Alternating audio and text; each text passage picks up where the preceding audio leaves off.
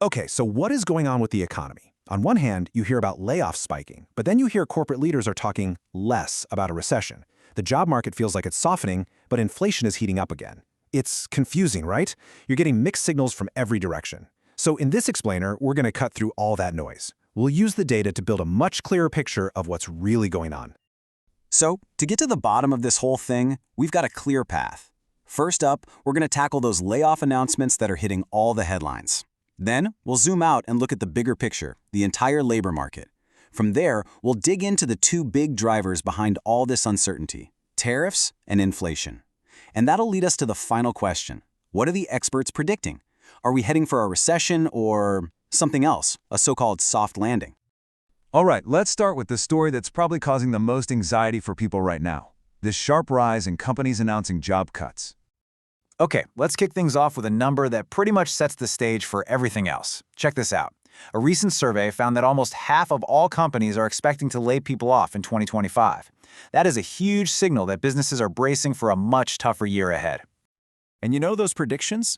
They're already becoming a reality. This data from the Challenger report, wow, it shows that announced job cuts this July just skyrocketed. We're talking a 140% jump compared to last year. This isn't just some seasonal thing. A spike this big shows a real, sudden shift in how companies are planning for the future. And if you look at the cumulative number, it's even more stark. So far this year, U.S. companies have announced plans to cut over 800,000 jobs. Now, to put that into perspective, that's the highest number for this same period since the absolute shock of the COVID crash. So yeah, this is significant. But here's the thing, those layoff headlines, as dramatic as they are, they don't tell the whole story. To get a real sense of what's happening, we need to look beyond just the announcements and dive into the health of the entire job market. You know, one of the clearest signs that the market is weakening is actually kind of hidden in the revisions to the official data. The initial job reports from May and June, they looked okay, not great, but okay. But then the revised numbers came out and they told a completely different story. We're talking a combined downward adjustment of 258,000 jobs. What that means is the foundation of the labor market was way weaker than we first thought. And this quote from Mike Frattantoni, he really gets to the heart of the issue. See, it's not just about people losing jobs, it's also about a slowdown in hiring. When companies stop creating new roles, it becomes much tougher for anyone looking for work to find a new position. And what's the result of all this? Well, you see it right here, a rising unemployment rate, which ticked up to 4.2% in July. Now, while that number itself is still pretty low historically, it's the direction of the trend that really matters. And it's clearly pointing to more pressure building up in the job market.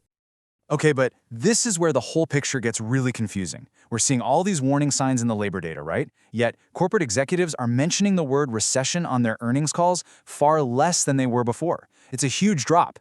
This disconnect, this paradox between the numbers and what the C-suite is saying, it's absolutely central to understanding the uncertainty right now. So that brings us to the big question. What is causing all of this disruption? Well, the answer seems to lie in this really complicated relationship between two powerful forces: new trade tariffs and inflation that just won't go away. Now, to really get a handle on the challenge here, we need to understand a specific economic term: stagflation. Basically, it's this toxic mix of a stagnating, slow-growth economy and rising inflation. It's the worst of both worlds, and it's notoriously difficult for policymakers to fix. And according to a lot of economists, the new broad tariffs on imported goods are creating exactly that kind of stagflationary shock. As this quote here explains, they hit the economy from two sides at once. They slow down growth while also pushing prices higher for all of us, consumers and businesses alike. And you can see that upward pressure on prices really clearly in the forecasts. The U.S. is expected to see inflation average 3.7% this year.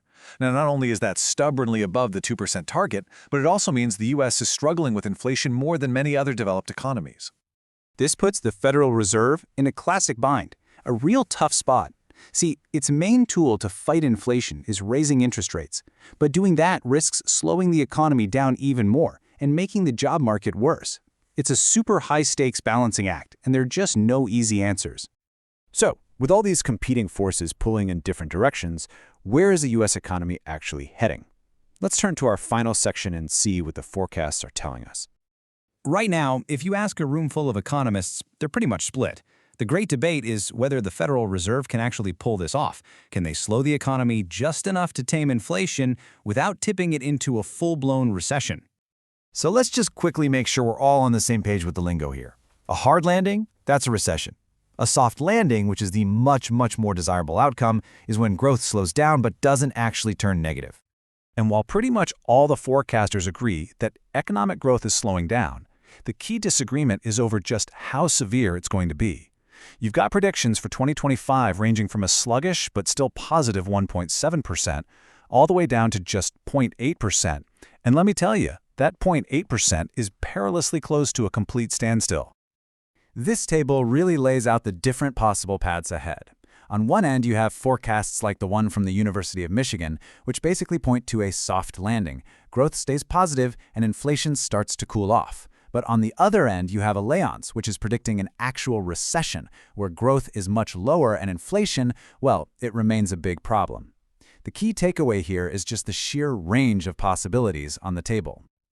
So what's the one thing that everyone actually agrees on? Uncertainty. That's it.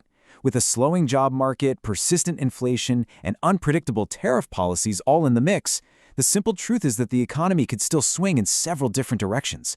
Nothing is set in stone. And this leaves us with one final, and maybe the most important, question.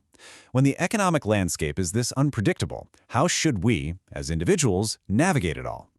Well, one answer comes from the expert Josh Bersin, who suggests that in the face of all this economic unpredictability, the focus shouldn't really be on prediction, but on adaptation.